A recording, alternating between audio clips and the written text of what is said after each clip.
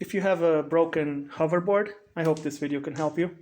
If it does, cool. So I just fell on my ass and I broke this hoverboard. It's a Nilox, one of those off-roady type of things.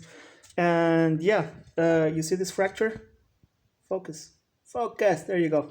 So what was happening was after it broke, if I step on it, the wheel would just go like, and it would touch the ground so you couldn't use it. So instead of throwing it away or whatever, you can easily fix this kind of problem.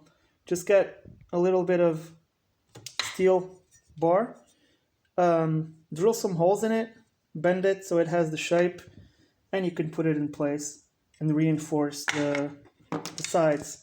An easy way to do this is first drill the metal bar, then put it into place, drill the first hole, tighten it with a bolt. Now I would tighten it, and then you do the remaining holes so it stays nice and tight and in place. After you do this, it will be sturdy. So you can go back to fall on your ass, but now you can fall much more rigidly, which is nice. Hey, hope this video helps you. Cheers.